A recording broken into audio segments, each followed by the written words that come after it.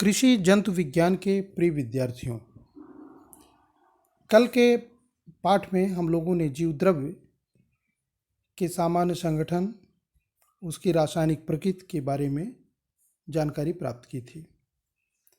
कल के लेक्चर में बताया गया था कि कोशिका का संपूर्ण जीवित पदार्थ जीवद्रव्य कहलाता है। इसकी खोज डुजार्डिन नामक महान वैज्ञानिक ने 1835 में की, परंतु इसके लिए उन्होंने सारकोड शब्द का प्रयोग किया था।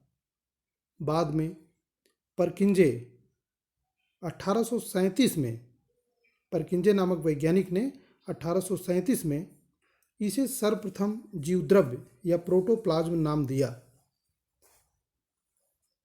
बाद में 1844 में ह्यूगो वान मोल नामक वैज्ञानिक ने पादप कोशिका में जीवद्रव्य का वर्णन किया और उन्होंने बताया कि जीवधारियों में होने वाली सभी जैविक क्रियाएं जीवद्रव्य द्वारा संपन्न होती हैं। इन्हीं के कथन के आधार पर थॉमस हक्सले नामक वैज्ञानिक ने जीवद्रव्य को जीवन का भौतिक आधार बताया। कल के लेक्चर में चर्चा किया गया था कि जीवद्रव्य में विभिन्न प्रकार के पदार्थ पाए जाते हैं, जिनमें कार्बनिक और अकार्बनिक पदार्थ होते हैं, जल होता है, विभिन्न प्रकार के लवण पाए जाते हैं, आयंस पाए जाते हैं। तो इस प्रकार से जीवद्रव्य की जीवित अवस्था का नाम जीवन होता है, लेकिन जीवद्रव्य का विश्लेषण जीवित अवस्था में कर पाना संभव नहीं है। जीवद्रव्य का रासायनिक विश्लेषण जीवित अवस्था में संभव नहीं होता। इसलिए जीवद्रव्य के निर्जीव अवस्था में उसमें उपस्थित पदार्थों का प्रतिशत लगभग ज्ञात किया जाता है।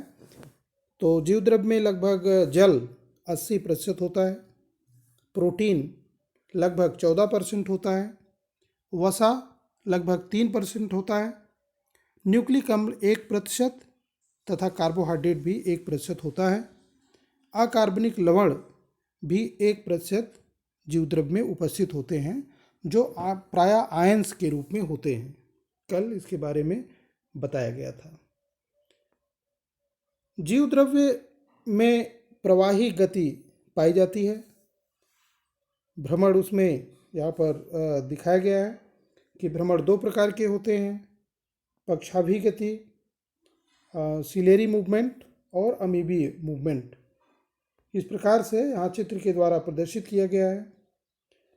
जीवद्रव्य की जो भौतिक प्रकृति है, उसमें जीवद्रव्य के जो पदार्थ हैं, उन पदार्थों के उसमें जल में वो पदार्थ घुले होते हैं और अधिक तापमान पर ये जीवद्रव्य स्कंदन इसका हो जाता है, कागुलेशन हो जाता है, जम जाता है। मृत अवस्था में जीवद्रव्य अपारदर्शी दिखाई देता है।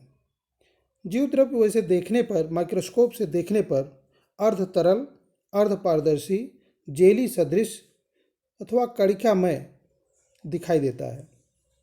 इसमें प्रोटीन, लिपिड, कार्बनिक पदार्थ सब घुल करके एक कोलाइडी सिस्टम बनाते हैं, कोलाइडी तंत्र बनाते हैं। इस प्रकार से जीवद्रव्य एक समांग कोलाइडी विलयन के रूप में पाया जाता है। यह कोलाइडी विलयन 2 अवस्थाओं में होता है, एक अर्ध ठोस अवस्था जैल तथा दूसरी तरल अवस्था साल के रूप में ये पाया जाता है। हालांकि साल और जेल एक दूसरे में रूपांतरित होते रहते हैं। साल अवस्था में जीवद्रव्य के जो निलंबित कण हैं, उसके अंदर पाए जाने वाले कण हैं, वो ब्राउनियन गति प्रदर्शित करते हैं, अर्थात ये कण सभी दिशाओं में जिग जैग मोशन में गति करते हुए परस्पर टकराते रहते हैं। लेकिन साल अवस्था अर्ध ठोस अवस्था पाई जाती है। जीवद्रव्य का जो प्रकृति माइक्रोस्कोप से देखने में दिखता है, वो कभी कणिका में दिखाई देता है, तंतु में दिखाई देता है, जालिका रूप दिखाई देता है अथवा कूपिका में दिखाई देता है। छोटे छोटे उसमें वैक्यूल्स दिखाई देते हैं, कूपिका में दिखाई देता है। जीवद्रव्य के जो भौतिक गुण हैं उसमें कहा जाता है कि जीवद्रव्य मिश्रणों का मिश्रण है। उसमें जीवद्रव्य इतना जटिल मिश्रण होता है, उसमें अनेक प्रकार के इमल्सन, पायस, कोलाइड, सस्पेंशन, ये सब मिल करके उसे जटिल मिश्रणों का मिश्रण बना देते हैं।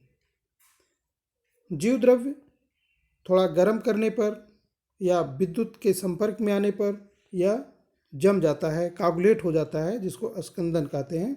जिस प्रकार से अंडा और रुधिर जम जाते हैं। जीवद्रव्य रंगहीन, जेली सदृश, अर्ध तरल, चिपचिपा, स्वच्छ, कणिकामय पदार्थ होता है